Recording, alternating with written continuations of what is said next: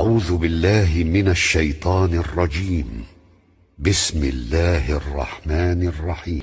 اعلموا أنما الحياة الدنيا لعب ولهو وزينة وتفاخر بينكم وتكاثر في الأموال والأولاد كمثل غيث أعجب الكفار نباته ثم يهيج فتراه مصفرا ثم يكون حطاما وفي الآخرة عذاب شديد ومغفرة من الله ورضوان وما الحياة الدنيا إلا متاع الغرور.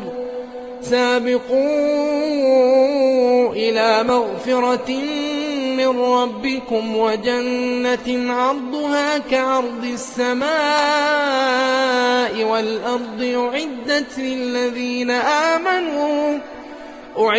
للذين آمنوا بالله ورسله ذلك فضل الله يؤتيه من يشاء والله ذو الفضل العظيم.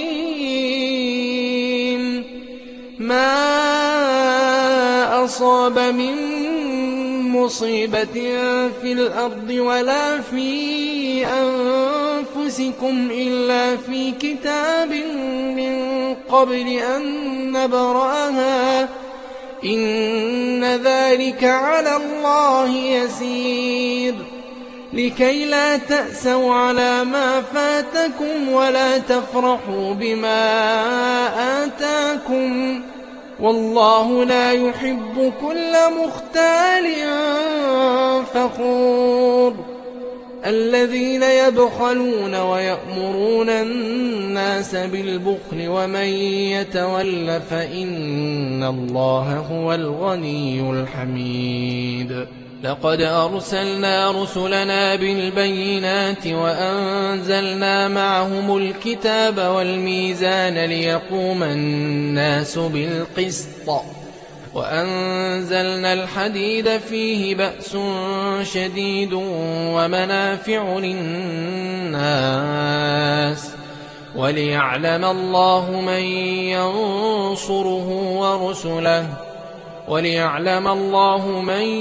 ينصره ورسله بالغيب إن الله قوي عزيز. ولقد أرسلنا نوحا وإبراهيم وجعلنا في ذريتهما النبوة والكتاب فمنهم مهتد وكثير منهم فاسقون. ثم قفينا على آثارهم برسلنا وقفينا بعيسى ابن مريم وآتيناه الإنجيل وجعلنا في قلوب الذين اتبعوه رأفة ورحمة ورهبانية